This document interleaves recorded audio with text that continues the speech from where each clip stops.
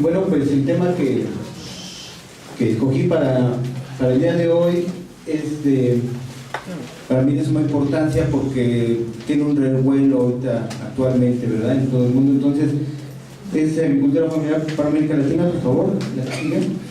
Y bueno, para irnos ya al tema directamente, quiero hablar de los enfoques que hay sobre la agricultura y la producción de alimentos en el mundo. Entonces, bueno, está el de la soberanía alimentaria, el de la seguridad alimentaria y el de la autosuficiencia alimentaria. Este último de autosuficiencia alimentaria pues tiene que ver con, digamos, el viejo modelo agropecuario que existía en México hasta antes de Miguel de la Madrid, y su último desarrollo pues fue en el SAM, ¿no?, un programa que hubo, ¿no?, y que ya no, digamos, siguió operando, y tuvo que ver con la política de libre mercado, que hubo un cambio después de Miguel de la Madrid, y me voy a ir enfocando un poquito más hacia ese lado de la autosuficiencia. Entonces, la que sigue, por favor. Bueno, ¿cuál es el contexto internacional? Dice, el cambio de los productos alimenticios por biocombustibles. Bueno, ahorita se están produciendo más biocombustibles, existe el aumento en el precio del petróleo y todo lo que son sus derivados, y bueno, se está pidiendo cada vez más carne y más forrajes y más biocombustibles a nivel de consumo, o sea, cada vez somos más humanos los que estamos consumiendo. Y bueno, dice que la FAO hay un incremento sostenido de los precios de los alimentos de entre 15 y 40% más, se calcula para los próximos 10 años. Y también se está incrementando el hambre, y el término que ellos manejan en los organismos internacionales, incluso el gobierno mexicano, pues el de inseguridad o seguridad, pero dicen que aumenta la inseguridad alimentaria y que 1.000 millones de personas en el mundo sufren una desnutrición crónica.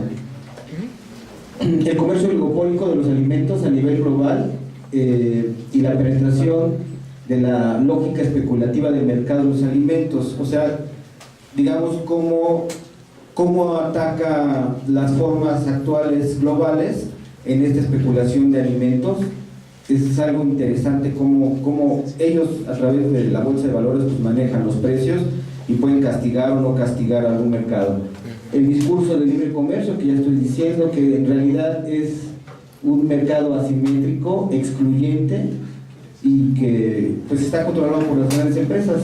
La utilización de alimentos como un arma política, y algo muy importante, la devastación ambiental, y en buena parte por este sector, o esta influencia, o esta temática del productivismo. Hasta lo puse con rojo porque a veces hasta damos cursos de productividad y estamos como con un enfoque de generar mayor riqueza para las empresas, pero al final pues resulta que tiene algunas implicaciones negativas.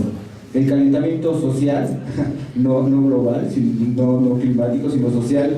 Ahorita hay muchos levantamientos sociales en todo el globo, en México inclusive, y bueno, hay una lucha ahorita por los alimentos. Incluso ahorita en las cámaras de senadores y de diputados pues hay conflictos con esta temática. Y bueno, qué decir del cambio climático, que también tiene que ver mucho con este tipo de forma de producción. Entonces, bueno,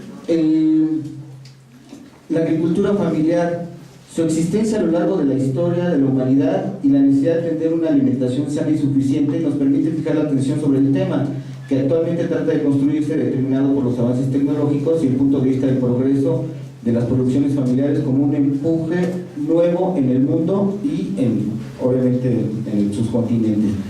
El discurso sobre el concepto de la misma y su caracterización está en el sector agropecuario, no solo desde la ruralidad como objeto de discusión, sino como criterios y parámetros que nos permiten definir de manera contundente las técnicas, las políticas y las estrategias necesarias para su fomento, en este caso, y lo que vamos a ver en América Latina. Entonces, bueno, el año pasado fue el Año Internacional de Agricultura Familiar en todo el mundo. Fue una campaña de la FAO, y dice que el 22 de noviembre del 2013 en Nueva York en el edificio de la ONU, pues se hizo, ¿verdad?, con la finalidad de erradicar el hambre y conservar los recursos naturales como puntos importantes. ¿La que sigue? Y bueno, aquí está el director general de FAO, que habla ese día y que, bueno, habla de que el hambre es cero, ¿no? Nos vamos a ir más rápido porque quiero presentar un video. Por favor, sigue. Y bueno, para empezar, pues, ¿qué es la agricultura familiar? Porque la agricultura familiar siempre ha existido, ¿no? Siempre se ha producido, es algo que no es nuevo, es como una moda actual. Sin embargo, tiene una caracterización y entonces sí lo hace diferente. Ahorita vamos a ver de manera muy rápida cuáles serían estas temáticas. Y bueno, hay diversos estudios y hay diversas variantes en cada país. Incluso en América Latina hay una diversidad enorme de cómo se contextualiza, cómo se conceptualiza y cuáles son sus características y sus políticas.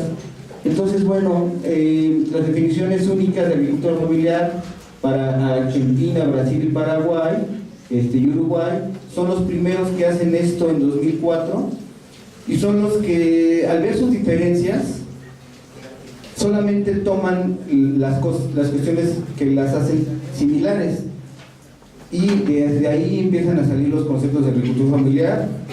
Y bueno, la REAF, que es la reunión especializada en agricultura familiar, pues se junta cada 6 meses, hay reuniones, y bueno, ahorita ya hay comités nacionales en todo el globo.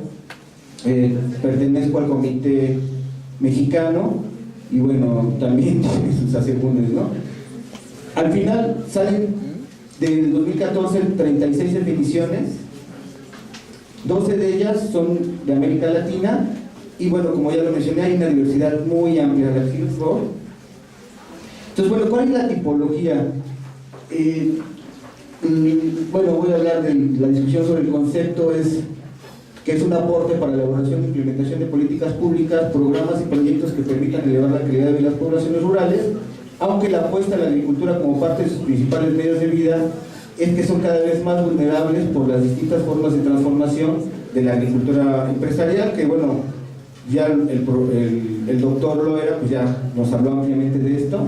Existen diversos avances en países como Chile y Brasil que han logrado que también quede claro que se tornan en tiempo de conceptualizarlo y de tipificar esta postura. Y bueno, Brasil ya pues tiene un instituto para, aparte digamos del oficial, digamos que está Zagarpa y hay otro instituto que tiene que ver con la agricultura familiar que ya el gobierno tuvo que implementar, pero no fue más que la lucha de las organizaciones de la sociedad civil. O sea, si la organización y los productores no estuvieran organizados, no hubieran exigido, no existiría.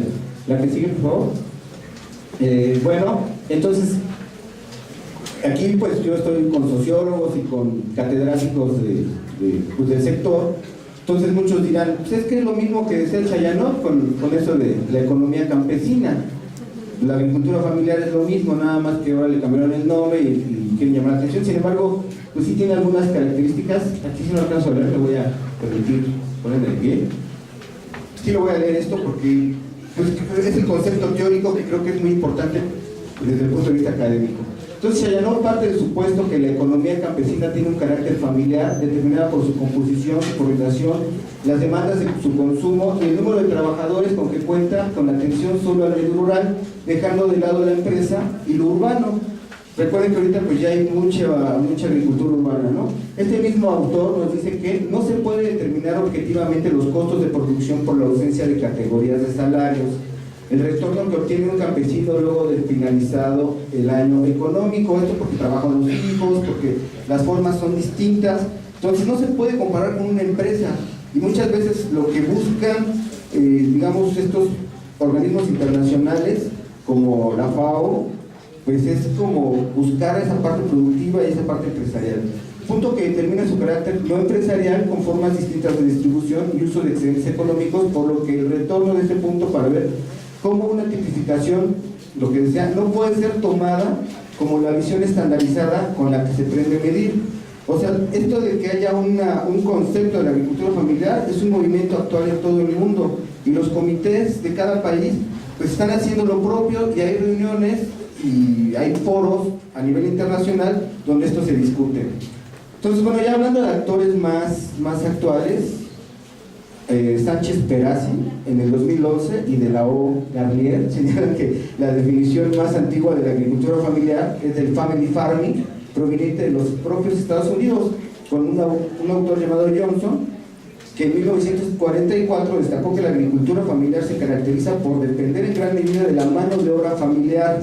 Este es un punto muy importante. Otro argumento que podemos diferenciar de Chayanov, ya que este concepto no solo se aplica al campesino determinado para América Latina, sino al farmer, que con diferencias en las formas y características que presentan los campesinos, y más adelante los productores urbanos, con diferencias en el uso de la mano de obra. Entonces, lo que quiero decir es, si hay diferencias, aunque sean muy leves, de lo que decía Chayanov a lo que es el concepto actual de agricultura familiar, por estos conceptos, ¿no? Que es, hay agricultura urbana, hay, digamos, agricultura familiar en los propios Estados Unidos, entonces ya no es netamente el campesinado, ¿ok? Entonces, la que sigue, por favor. Y bueno, ¿cuál es el contexto más o menos en América Latina? Pues sectores agrícolas con áreas de alta explotación, sobre todo de soya, frutícolas, hortalizas y flores. Es un análisis muy rápido a nivel general, porque son muchos países.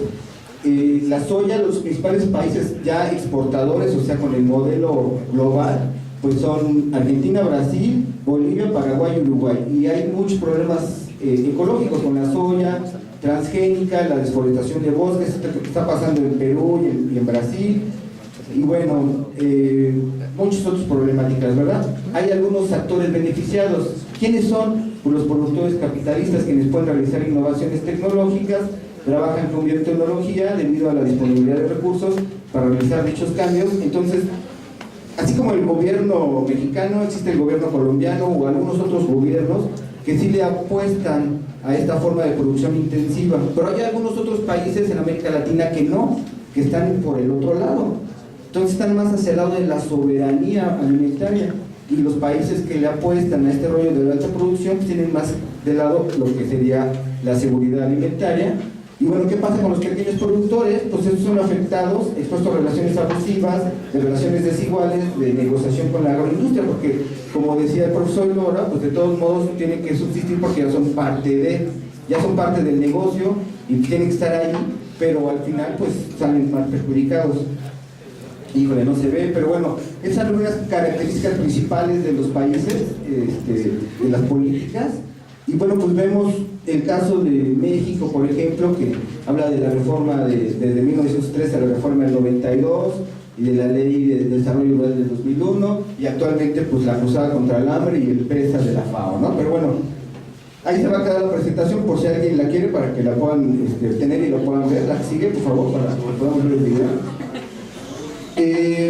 Hice un pequeño, igual, diagnóstico de algunas diferencias. Regresa, por favor. De algunas diferencias entre los países más significativos, que podría ser Argentina, Brasil, Chile, México, y puse especial énfasis en Cuba, porque Cuba, como por la cuestión de su bloqueo económico, pues, tuvo ciertas características diferentes al resto, ¿no? Donde a ellos no les quedó otra más que entrar en el rollo de la autosuficiencia, que es algo que el gobierno por revolucionario mexicano proponía, y que bueno, pues a ellos no les quedó de otra, ellos lo tuvieron que hacer a fuercita, ¿no? Entonces, bueno, igual les dejo aquí qué es lo que habla la diferencia, así de manera muy breve. En México, la Zagarpa cataloga la agricultura familiar como de subsistencia, o sea, el más pobre, el de transición, el que ahí la lleva, digamos que ya tiene ahí su huertito y que sí entra al mercado, que entra a las reglas de mercado, y el ya consolidado, que son grandes empresas, ¿no? Hay grandes familias que tienen grandes empresas. Entonces son los tres sectores que la Zagarpa menciona, pero los demás países tienen diferencias. ¿Por qué? Por la cantidad de suelo, o sea, de tierra cultivable, porque haya, digamos, mano de obra familiar o no haya mano de obra familiar, o haya contratados, cuántos peones. Hay unos países que dicen solamente 2 y por temporadas. Hay que dicen, no, pues puede haber un número de jornaleros que existan. Hay diferencias en la cuestión del apoyo gubernamental, y donde los dejan ir por la vía libre. Hay países que le apuestan a lo que es la soberanía alimentaria, y hay países que le apuestan a la soberanía alimentaria, ya lo dije. Pero bueno, ¿qué pasa en Cuba? ¿Por qué me enfoqué más en Cuba? Dice que el colapso pues fue el parteaguas en los años 90. Fue cuando cambiaron, ellos dependían igual de los Estados Unidos para la producción de caña y azúcar y café y varias cosas, y tuvieron que cambiar de un proceso totalmente de químicos y de revolución verde a procesos agroecológicos. Entonces, por esta acción de la revolución, un factor muy importante fue la estructura de la gratuidad de la tierra. O sea, así como con Cárdenas que hubo un reparto agrario, pues en Cuba también hubo un reparto agrario. Entonces, hay dos reformas en Cuba, actuales, recientes, y bueno, tienen privilegios fiscales y apoyo precisamente a las sociedades cooperativas, la que sigue.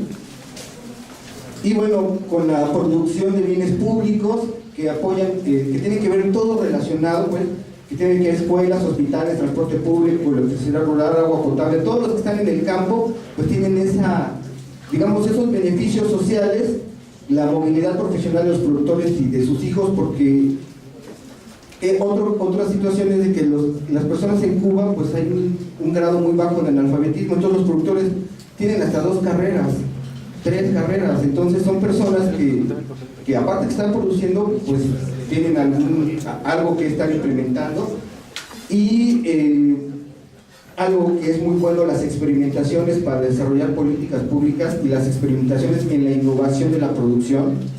Este noviembre va a haber un foro muy importante allí en La Habana sobre los nuevos retos, y una lectura que yo hago muy en lo personal es ¿por qué ahora la nueva relación bilateral con los Estados Unidos? A los Estados Unidos lo primero que les interesó conocer fue la parte de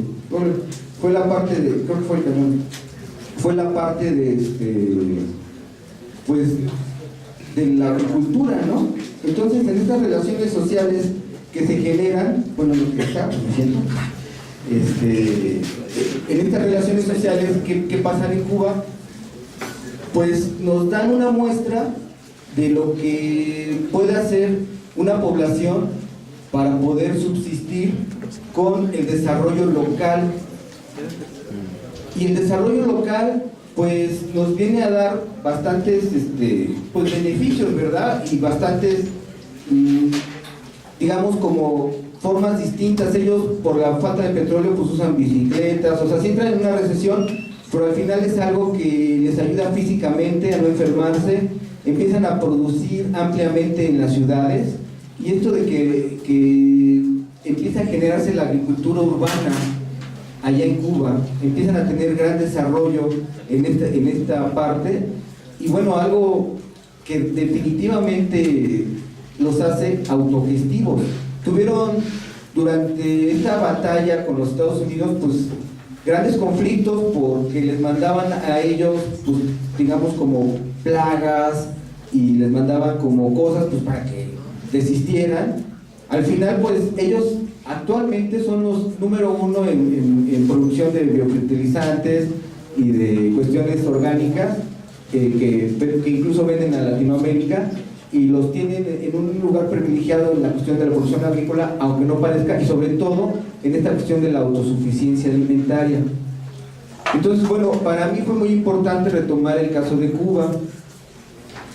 Ahora, pues ya no voy a ir adelantando, me acuerdo de ¿sirve la computadora? ¿No, la computadora sirve? Pues si no, me voy a ir viéndolo acá, porque para no perderme, porque me puedo seguir aventando un rollo. A ver, pásamela porque no veo. Y bueno, si se puede conectar, está bien. Entonces,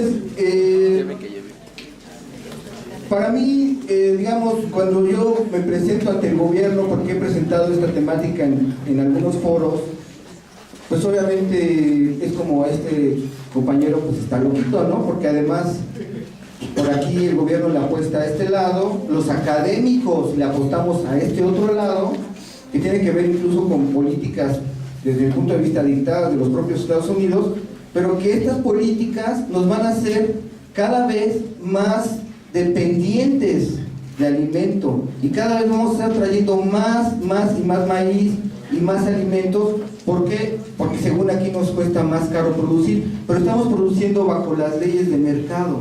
Entonces, ¿qué pasó en Cuba?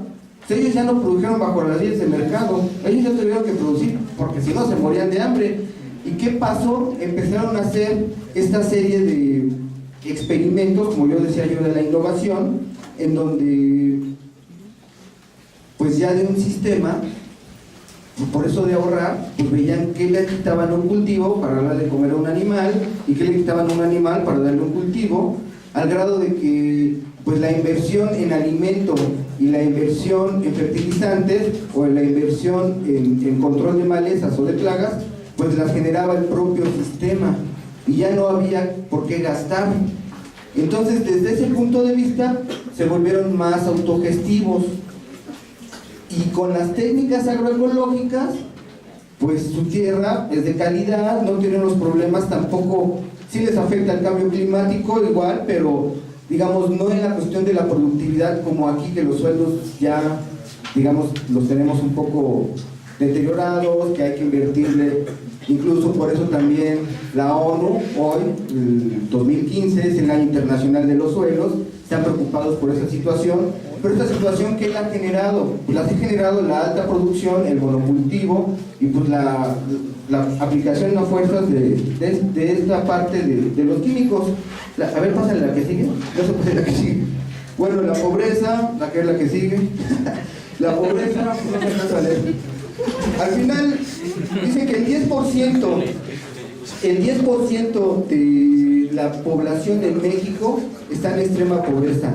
Y un 76% de esa población es indígena. Entonces, nosotros como planificadores, pues, desde una visión social, pues sí podemos trabajar para la gran empresa, para la gran industria o para el gobierno, pero también yo creo que es importante que miremos un poco hacia esas comunidades, hacia esos lugares en la sierra y que podamos proponer nuevas formas, que podamos proponer, digamos, como alternativas. Ahorita lo que seguía es qué está pasando en México y quería pasarles un videito, ¿no?, de lo que hemos propuesto desde aquí, desde la carrera. Pero entonces, ¿qué está pasando en México? Digo, todos lo sabemos, hay abusos, hay corrupción. Si, pues he tenido a bien trabajar para algunas organizaciones campesinas, ¿sí? ¿Qué pasó? Ah, ya funciona. Qué bien, qué bien, qué bien.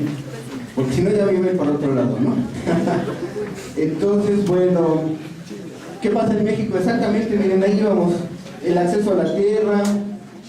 Algo muy importante que tiene que ver con las reformas actuales del gobierno es que la prioridad es la industria del desarrollo de los energéticos. Y entonces puede haber expropiación para los pequeños lugareños.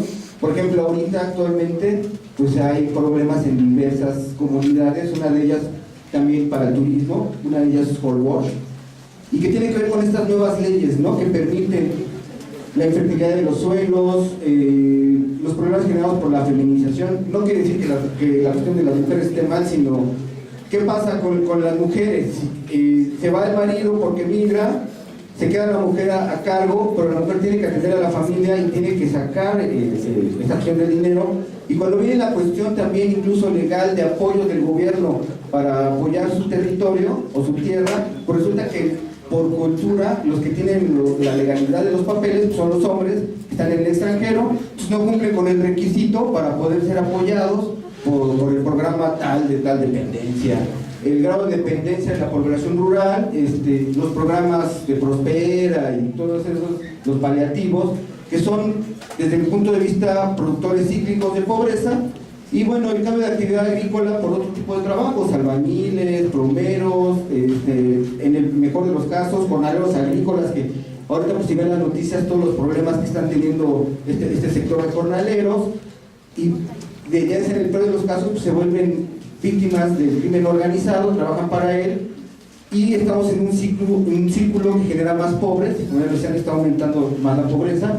Entonces, bueno, hay una alta composición de indígenas que están aislados, con poco acceso a mercados, con ingresos de salud y educación pues muy bajos, y con seguridad social también muy precaria, porque incluso pues, las nuevas formas, Foxis, Duro, con Seguro Popular, entonces son muy operables, y esto lo vemos en los estados, los municipios y en las localidades. La que sigue, por favor. Bueno, esta es una base de lo que genera los desperdicios que se generan en América Latina, que dice la FAO. Yo tampoco le creo mucho a estas estadísticas de la FAO, ¿no? Pero bueno, pues es lo que ellos son las oficiales. Dicen que las pérdidas y los desperdicios de alimento son el 28% por el consumo, el 28% por las formas de producción, el 22% por el manejo y el almacenamiento, el 17% por mercado y distribución y el 6% por sus procesamientos. Entonces, al final todo esto que se produce hay mucho desperdicio y sigue habiendo problemas de alimentación. ¿La sigue? Entonces, bueno, ¿qué pasa con el pequeño productor? ¿No? El aumento de precios. ¿Cuáles son las causas? Las políticas públicas, la dependencia, la bolsa de valores, el costo de los insumos, el transporte, el valor agregado, el acaparamiento, que son las formas estas de comercialización, y tenemos los problemas, ¿no? Con las reformas, las explotaciones, los precios del petróleo, las remesas, el acceso al financiamiento, problemas fiscales, los malos manejos, el PIB como lo tenemos. La que sigue, ya creo que voy. Entonces, bueno, el problema, ya voy rápido. El problema básico pues es la educación, y para eso estamos nosotros. Pero algo que quiero tomar, que para que tomen en cuenta, que a muchas personas, los compañeros agrícolas, veterinarios, todo esto, pues no les han dado resultados a la gente, ¿no? Entonces los que están moviendo, se están organizando, ya están, como lo que dice la foto, ¿no? Con la capacitación de campesino a campesino. Ya no nos están tomando tanto en cuenta, porque traemos y repetimos lo que nos dictan las universidades de otros estados. Y bueno, la que sigue, por favor, ya. Bueno, aquí hay varios cuestionamientos: y seguridad, soberanía, autosuficiencia. Ya yo digo que yo por la autosuficiencia, grabar el consumo, seguridad altamente. La que sigue ya, todos no se lo van a quedar. La que sigue, la que sigue, la que sigue, la que sigue. Bueno, el pequeño productor no es apoyado, poca rentabilidad, está desarticulado, la migración, el cambio de actividad, jornaleros, las remesas, la mala nutrición, mediamente es un panorama. La que sigue, que es devastador. Entonces, ¿por qué le apostamos a la producción local, lo que es la autosuficiencia? Que esta autosuficiencia protege a los países de los vaivenes del comercio internacional, como fue el caso de Cuba, y que aseguran la producción agrícola en la cuestión local. Ahora, hay formas de producir local, como lo hizo el gobierno cubano. Que no digan que no se puede, que no digan que somos soñadores, que cómo vamos a alimentar a las grandes ciudades. Sí se puede, ahí está el mal ejemplo para algunos, ¿no? ¿La que sigue? Y bueno, ¿cuál es la alternativa que nosotros proponemos? Nosotros desde el 2009 estamos implementando una investigación con compañeros, con planificadores, que todavía no concluyen, y que tiene que ver con esquemas integrales, ¿no? Que tiene que ver, la nueva ruralidad también tiene que ver con formas integrales. Entonces, bueno, ahí quisiera pasar el video que dura 6 minutos, y ya con esto me despediría. Ahora, regrésatela, por favor. Si quieren encontrar más videos, hay un video de 20 minutos que creo que es el más avanzado. La sigue, al otro lado. Está en esta página, www.empresassociales.blogspot.mx. Ahí pueden encontrar pues todo lo que hemos venido desarrollando a lo largo de esta parte aquí en la carrera. Entonces, nada más quisiera despedirme con el video y ahí queda. Muchísimas gracias.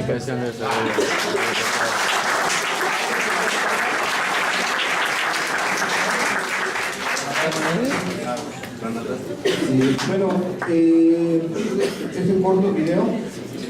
Nada más quiero mencionar que lo que se va a ver aquí es una técnica de planeación participativa. La maqueta es muy importante para hacer diagnósticos comunitarios y lo practicamos en clase, pero con la cuestión de la investigación hacia estos nuevos modelos alternativos que lo hacen. Este video fue en el 2011, entonces espero lo disfruten, es muy pequeño y es con los compañeros de ustedes. No, me quiero investigar.